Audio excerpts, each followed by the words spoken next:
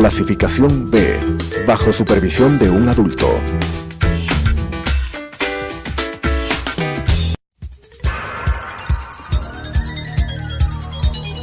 Las opiniones vertidas en este espacio por la producción y dirección del programa son de exclusiva responsabilidad de sus autores y de quienes intervienen en ellos.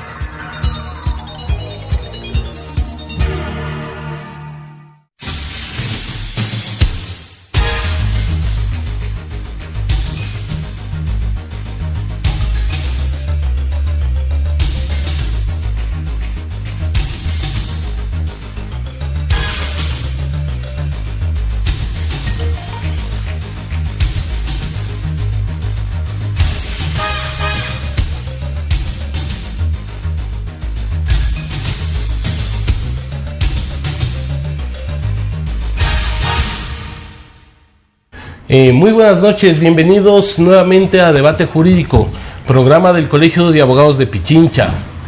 Cada semana nosotros topamos diferentes temas de importancia, no solamente para los agremiados del Colegio de Abogados, sino para todas las personas que están siguiendo esta programación. Temas hay muchos, pero hoy creo que corresponde en este día plantear el tema de la crisis en Venezuela. Y por supuesto tenemos dos invitados de lujo, conocedores de la temática. Queremos agradecerle en nombre del Colegio de Abogados al doctor Íñigo Salvador Crespo, quien es doctor en jurisprudencia por la Pontificia Universidad Católica del Ecuador, máster en Relaciones Internacionales, decano de la Facultad de Jurisprudencia de la misma universidad. Y por otro lado le tenemos al embajador Marcelo Fernández de Córdoba, diplomático de carrera y ex vicecanciller de la República. Gracias nuevamente por haber aceptado nuestra invitación. Empecemos, embajador, con usted. Acaba el pueblo venezolano de pasar por una consulta respaldada por 7.6 millones de personas de un total de 19.5 millones de habitantes en condiciones de votar, que respondieron a un llamado contra el presidente Nicolás Maduro y a favor de unas elecciones libres y un gobierno de unión nacional. ¿Qué valor tiene esta consulta en estos momentos en Venezuela? Muchísimas gracias. Creo que esa es una pregunta fundamental para entender qué es lo que está pasando en Venezuela. Si bien es cierto, esta consulta no tiene un valor legal, no tiene un valor de obligación para las autoridades de aceptar los resultados, porque es un llamado al margen de todo el sistema electoral de Venezuela, que está en manos del presidente Maduro. Pero el valor viene por dos partes. Ellos se han basado en varias disposiciones, en interpretaciones que ha dado la propia Asamblea, varias disposiciones de la Constitución hecha por el presidente Chávez.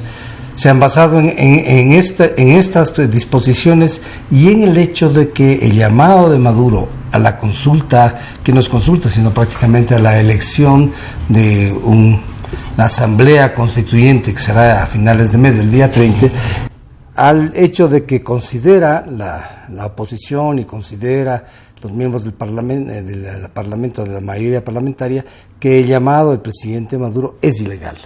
Entonces, partiendo de estas dos bases, tiene un gran valor moral lo que ha ocurrido. Y este valor moral está dado por lo que usted acaba de mencionar. Siempre se ha hablado, y es público, de que había una mayoría en Venezuela que quería un cambio. Se ha hablado de que un 85% de los venezolanos quiere un cambio. Obviamente no se veía este 85%, si bien es cierto, 3 meses de manifestaciones casi diarias, 3 meses en que han muerto alrededor de 100 personas víctimas de la represión, estaba allí prácticamente el pueblo venezolano presente, pero actualmente hay algo más tangible, que son esos 7 millones y tantos de votantes que han puesto muy clara la posición frente a la convocatoria de Maduro. Hay que tener presente dos puntos muy interesantes que vale la pena meditar. En primer lugar, los puntos de recepción del voto, digamos, en esta consulta, es prácticamente 4 veces menos de lo que hubieran sido los puntos de recepción y de lo que van a ser, si se llega a dar, la consulta la convocada por el presidente Maduro. Es decir, Los puntos de recepción son 4 veces menores y tienen una votación de 7 millones. Hay que pensar, por otro lado, si bien es cierto, como usted dice, son alrededor de 19 millones los que pueden votar en Venezuela, esto no ha ocurrido jamás. Hay un altísimo porcentaje de abstenciones, por un lado, y si es que no me equivoco, esta abstención está dada básicamente porque el voto en Venezuela no es tan obligatorio.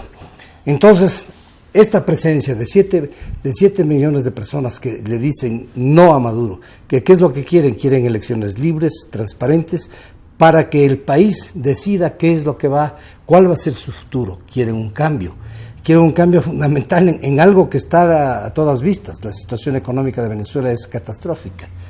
No solamente por la falta de alimentos, no solamente por la falta de medicinas, por la falta prácticamente de todo. Entonces, quieren un cambio de la dirección económica precisamente para rectificar y componer el daño que le ha hecho a Venezuela el socialismo del siglo XXI, que ha mostrado su fracaso. Vamos a seguir conversando de este tema. Queremos, con la experiencia, doctor Salvador Crespo, esta consulta tuvo como veedor inclusive a expresidentes de la República como Andrés Pastrana de Colombia, Jorge Quiroga de Bolivia, Vicente Fox de México, entre otros. ¿Se puede considerar esto una intromisión toda vez que la consulta hecha por la oposición no tenía el aval del Consejo Nacional Electoral y del gobierno?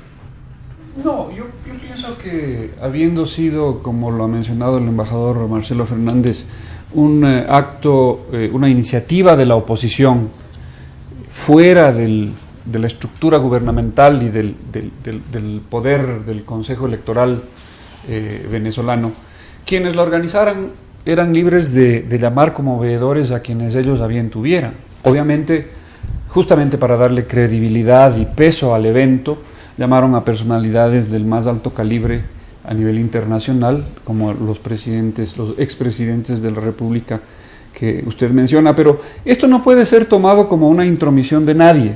Ya no son jefes de Estado, por lo tanto no representan a ningún Estado. El principio de no intervención en los asuntos internos de los Estados se refiere a otros Estados dentro del principio del derecho internacional de la igualdad soberana de los Estados. Nadie tiene derecho a decirle a nadie cómo actuar. Ningún Estado puede intervenir en los asuntos internos de otro.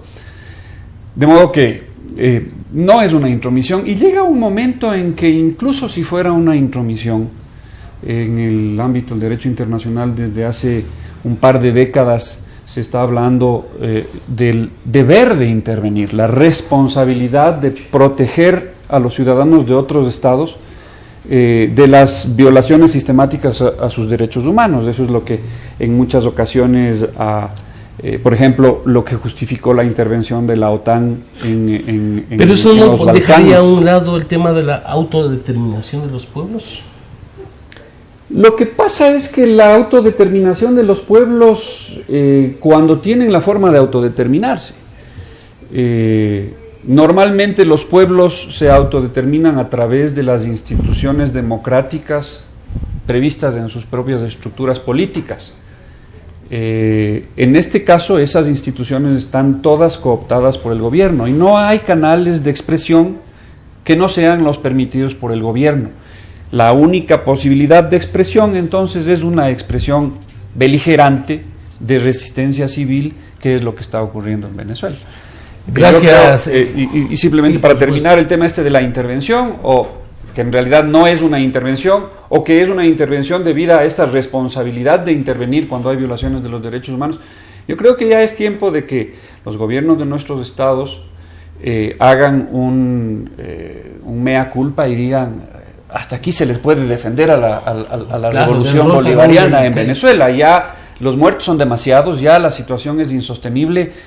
Creo que ya debería darse paso a los cauces democráticos en la Organización de Estados Americanos o en cualquier otro foro internacional. Vamos a seguir conversando cuáles son las salidas precisamente a este problema, porque quisiera un poco agotar este tema de la consulta, embajador, porque la oposición inclusive defiende de que esta consulta sí es vinculante, pese a que no tiene el apoyo del Consejo Nacional Electoral, y ellos se basan en el artículo 350 de la Constitución, que le da el derecho a desconocer los poderes. La consulta es definida como un acto de rebeldía y de desobediencia civil. Bueno, precisamente es lo que yo mencionaba, que el sector de oposición que ha propuesto esta consulta, pues se basa precisamente en determinadas normas de la Constitución que fue hecha por Chávez del año 99, en que se establece, muy bien ha mencionado, estas normas. Evidentemente que la Constitución de Venezuela pues tiene lugar a interpretaciones variadas, como nos ha ocurrido a nosotros, cuando el gobierno interpreta de una manera que le conviene y la oposición interpreta de otra manera. No hay una interpretación en términos generales, en el caso del gobierno, no es una interpretación ceñida estrictamente a lo que se quiso reglar en la Constitución. Evidentemente que el tema va por allí, pero yo creo que eso hay que dejarla ya un poco a un lado, porque está la manifestación de los venezolanos. Son 7 millones de personas que acuden a votar, 7 millones de personas que salen, a pesar de las amenazas, a pesar de la propaganda contrarias, a pesar de los peligros de la represión, salen a la calle y van y depositan su voto. Más allá que sea vinculante o no, más allá está pronunciándose. Hay una expresión de la voluntad popular que está a ojos vistas y que se necesita ser ciego o no querer ver para negar la existencia de esto. Correcto, doctor Salvador. El rol de las Fuerzas Armadas, de lo que se conoce como la Fuerza Armada Nacional Bolivariana, que bajo el criterio constitucional está obligada a defender y a respaldar las propias decisiones de la Asamblea Nacional. ¿Qué pasa? Las Fuerzas Armadas son ahora un grupo represor del gobierno. Además, se habla contaminadas por temas del narcotráfico. ¿Qué esperamos de esas Fuerzas Armadas? Yo creo que a menos que hubiera un núcleo de las Fuerzas Armadas que se hubiera mantenido al margen de las prerrogativas y de los privilegios que el presidente Chávez y posteriormente Maduro dieron a las Fuerzas Armadas bolivarianas, es muy difícil pretender que en este momento, ya lo hemos visto que Maduro saca a sus bandas armadas, que son una milicia, prácticamente son bandas criminales. Al margen de la ley. Al margen, basta ver los videos. Eso es terrible. Imagínense pretender a estas alturas defender la posición del gobierno de Maduro sobre la base de la información oficial que él da, cuando todos los días tenemos en el Facebook, en el Twitter, en el Internet, los videos reales de qué es lo que está pasando. Y ahí se ven, ¿no? Estas parejas de hombres subidos en una moto, enmascarados, que van y dan bala. Indiscriminadamente contra la población civil. Y aparte tenemos también la fuerza bolivariana, las que fuerzas armadas bolivarianas, que ellos son los que salen a reprimir, ¿no? Ellos son los que dan la cara, de alguna manera mantienen un cierto orden, pero por otro lado son tanto más peligrosos cuanto que están preparados concretamente a eso. O sea, estas fuerzas armadas, como toda fuerza armada, está prevista para defender la integridad y la soberanía territorial del Estado. El momento en que se les cambia de rol y se les pone a reprimir al propio pueblo, son mucho más peligrosos que, por ejemplo, lo que podría ser una Guardia Nacional o una Policía Civil. Porque realmente los videos es un salvajismo contra la población civil. Y es terrible. Yo creo que ya es hora de que las sociedades de los países vecinos y del mundo entero reaccionemos. O sea, ya es hora de que en nuestros países, en el Ecuador, los ecuatorianos protestemos por la situación en Venezuela de forma masiva y en las calles también, para llamar la atención al gobierno de que no es posible que el gobierno del presidente Moreno siga respaldando incondicionalmente al gobierno del presidente Maduro. Vamos precisamente en la segunda parte del programa a analizar cuáles son las alternativas y cuál debe ser la posición del Estado ecuatoriano luego del corte comercial.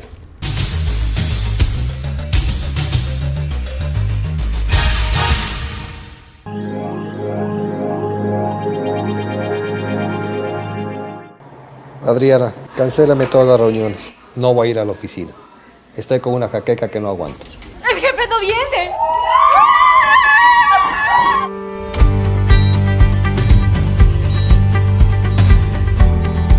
¿Estás seguro? Salió bien. Muy bien. Bueno. Cuanto antes vayas a Ecuasanitas, más rápido te curas. La empresa de medicina prepagada que cuida de ti. Ecuasanitas. Es bueno estar sano.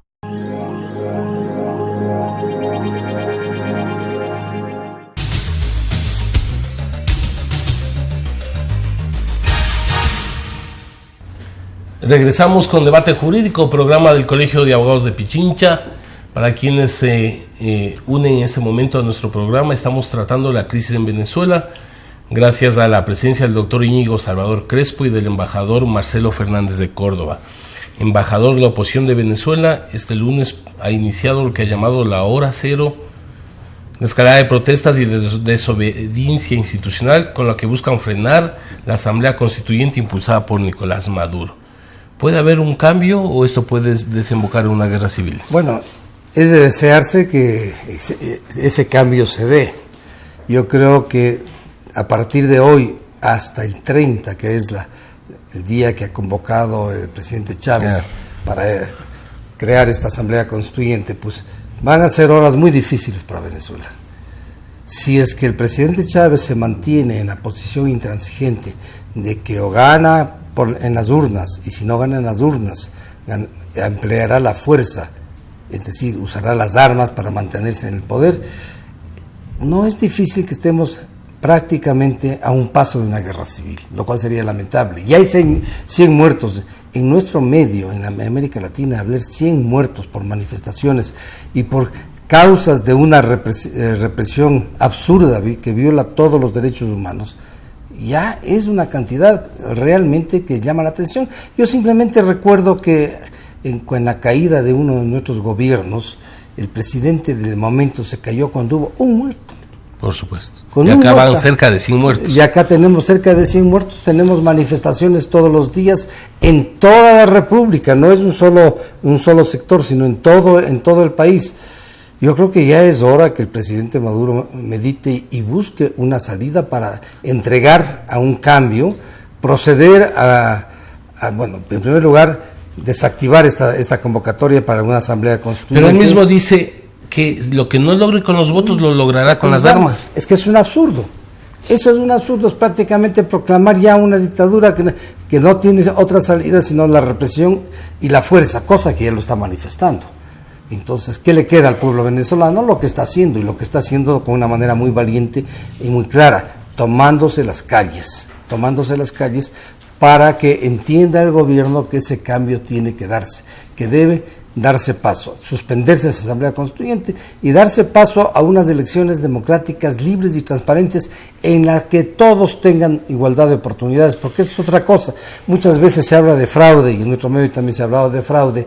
Una parte del fraude es no tener la misma posibilidad que los candidatos oficiales que tienen en sus manos todo el aparato de comunicación, todo el aparato estatal a su favor, y los oponentes pues tienen que batérselas como puedan. Es decir, sin tanto medio, sin tanta propaganda, pues hay ya un desbalance, algo que viola normas expresas internacionales como bases, que establecen como base de la democracia la igualdad de oportunidades frente a las elecciones. Doctor Salvador, Trump amenaza con sanciones económicas rápidas y firmes si el gobierno de Venezuela sigue adelante con la Asamblea Nacional Constituyente. ¿Esta amenaza podrá ser efectivo? Porque también hay un elemento, el 95% del petróleo venezolano lo compra Estados Unidos. Puede tanto afectarle como al vendedor como al comprador. ¿Su opinión? Bueno, yo me imagino que el presidente Trump no habrá hecho la amenaza en el aire, habrá revisado sus cuentas y habrá visto cuáles son las reservas que tengo de crudo, porque los Estados Unidos no exportan su crudo, se lo guardan y tienen unas reservas enormes para poder hacer esa amenaza. Ahí viene el tema, ¿es esto un acto de intervención en los asuntos internos? Definitivamente. Es un acto de intervención en los asuntos internos. ¿Es lícito o es ilícito? Va a depender de la situación concreta que se está viviendo en Venezuela. Yo decía antes, los estados tienen la obligación ya de intervenir para proteger los derechos humanos de los venezolanos. Justamente el día de hoy salió la noticia de que un grupo de diputados colombianos y chilenos han presentado ante la Corte Penal Internacional en La Haya una denuncia por crímenes de lesa humanidad e incluso genocidio, un poquito traído de los cabellos a mi modo de ver el tema del genocidio, pero crímenes de lesa humanidad contra el presidente Maduro. La presión internacional es crucial para forzarle al presidente Maduro a generar un espacio de salida, el que sea, dar él un paso acostado, llamar a un gobierno de transición, que esta asamblea constituyente sea una asamblea constituyente real, no con colegios electorales designados por él mismo, Maduro, ¿no es cierto? Elecciones libres. Si fuera una asamblea constituyente donde fueran los representantes que el pueblo venezolano elija, santo y bueno, pero no es el caso. Y de pronto esa posibilidad, una asamblea constituyente en buena ley, sea la salida para la situación venezolana. Muchas gracias, embajador. Varias naciones han pedido ya a Maduro que desconvoque esta constituyente para facilitar el diálogo, pero resulta que nuestro país ahora sí se mantiene al margen. ¿Qué sucede? Bueno, en primer lugar quiero añadir algo de Por supuesto. El doctor Salvador ha dicho que la Unión Europea ya se pronunció el día de ayer pidiéndole a Maduro que suspenda la convocatoria. Es decir, la presión internacional está dándose por todos los sectores. Ahora, ¿qué pasa con nosotros? Yo creo que hasta este momento hemos perdido una oportunidad brillante de cambiar la política exterior, la llamada política exterior, porque hemos tenido 10 años de una política totalmente errática en el campo exterior. Tenían la oportunidad de cambiarse en la Asamblea de la OEA, pero, sorpresa, seguimos manteniendo una posición tratando de favorecer a Maduro con un voto de abstención que permite es decir, que al tener la abstención en el Ecuador junto con otros países que han votado a favor de Maduro, pues la Organización de Estados Americanos no pudo adoptar una resolución adecuada. Yo creo que el Ecuador tiene que mirar, el Ecuador ha sido un país pionero en derechos humanos. La actuación nuestra histórica ha sido siempre a favor de los derechos humanos, a favor de crear un sistema universal de derechos humanos, a favor de crear un sistema de derechos humanos en el ámbito latinoamericano, de respeto absoluto, no como se ha interpretado en los últimos años, que sí, en el Ecuador se respetan los derechos humanos porque hay algún derecho que se respeta. Los derechos humanos es un conjunto absoluto. Si no se respeta uno de esos derechos humanos, técnicamente no se están respetando. Y el presidente Moreno tiene hoy un reto también en ese campo. Tiene un reto de demostrar que realmente hay un cambio de orientación. Estamos hablando que en el Ecuador se está reinstalando la libertad de prensa, estamos hablando porque todavía se mantienen las leyes anteriores que ya deberían ser derogadas. En fin, se está hablando de que va a existir más libertad acá, pues tenemos que mirar hacia nuestra política exterior, que es la imagen de nuestro país afuera, que nos va a permitir algo que se viene hablando de que va a buscar el actual gobierno, la inversión extranjera. Esto es uno de los puntales para que un inversor extranjero vea en el país que es un país que está luchando a favor de los derechos humanos, no en contra, porque la posición nuestra en estos últimos 10 años ha sido una posición totalmente errática por un lado y absurda frente a los derechos humanos. Tenemos votos en Naciones Unidas a favor de Gaddafi, a favor del dictador sirio, a favor de Bielorrusia, a favor de Corea del Norte, ¿no? Que en cuestiones de derechos humanos, ¿en dónde está una posición rectilínea del Ecuador? Es la hora de recuperarla. Es la hora de recuperar esto y yo creo que para eso se necesita tener una visión clara y dar la dirección del servicio exterior ecuatoriano a manos profesionales que entienden del tema. Muchas gracias. Ayúdanos, doctor Salvador, con un tema también. Se habla que aquí puede jugar un papel importante Cuba, por las relaciones precisamente Venezuela-Cuba. Todos conocemos, para nadie es desconocido, favores petroleros, etcétera, etcétera. ¿Podrá Cuba jugar un rol en este? Le veo difícil. Cuba propició en su momento la revolución chavista y luego su secuela, esta tragicómica que es el gobierno de Maduro. Bueno, tenemos la experiencia de Cuba en los últimos años en relación a los diálogos con la guerrilla colombiana y ha sido una experiencia positiva. Pero lo que pasa es que jugarse en contra de Maduro vendría a ser desdecirse de lo que Cuba ha mantenido durante los 65 años de la revolución. Yo sinceramente vería un poco difícil que Raúl Castro adoptara una posición absolutamente ecuánime que sería una posición de defensa de los derechos humanos en Venezuela, porque eso es ahorita el reto, el riesgo, la tragedia es el tema de los derechos humanos en Venezuela, la violencia institucionalizada, la represión a la oposición y a quien sea que piense distinto, que es un poco lo que hizo Cuba en su época en su propio territorio. A mí me resultaría sumamente sorprendente que Cuba muestre una incoherencia tal. Obviamente sería de desear, pero dudo que pueda ¿y qué ocurrir. sucede entonces con la Organización de Estados Americanos? Tampoco ha dicho mayor cosa, casi en 100 la muertos. Asociación de Estados Americanos, en los diferentes órganos de la OEA, Venezuela ha llegado el día de la votación previa, ha manejado un par de votos y ha logrado lo que nos acaba de contar el embajador Marcelo Fernández, que el Ecuador, en vez de votar en contra como habría debido, basta con que se abstenga y con eso le salva a Venezuela. Esa es la habilidad diplomática.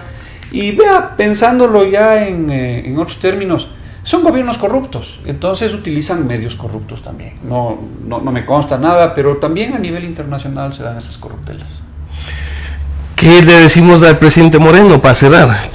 Bueno, la cuestión está clara, tienen la oportunidad de demostrar de que en el Ecuador ha habido un cambio, de que el Ecuador está retomando los cauces que debió haber seguido, sobre todo en materia internacional. El Ecuador, vuelvo a repetir, siempre fue un país pionero en la creación de un derecho internacional relativo a los derechos humanos. Y como tal, siempre ha exigido el mayor respeto de los derechos humanos. Y no puede salirse de esa norma, porque esa norma la llevamos los ecuatorianos muy dentro de nuestro ser, y particularmente los diplomáticos que hemos estado décadas en el Ministerio de Relaciones Exteriores y hemos visto los esfuerzos en todas estas áreas, ¿no? Yo creo que es la hora de cambiar, pero obviamente esos cambios que estamos pensando para el servicio exterior, estamos pensando para la política exterior, tiene que enmarcarse dentro de lo que todos los ecuatorianos estamos pensando. Estamos viviendo una época de crisis, una crisis fuertísima en la parte económica, que no se dice nada todavía. Entonces todo es parte de un andamiaje que tiene que irse creando de manera coordenada y coherente. Ojalá esto se dé. Queremos agradecer una vez más entonces al doctor Íñigo Salvador y al embajador Marcelo Fernández de Córdoba esta consideración y la opinión de cada uno de ustedes. Muy buenas noches. Las opiniones vertidas en este espacio por la producción y dirección del programa son de exclusiva responsabilidad de sus autores y de quienes intervienen en ellos.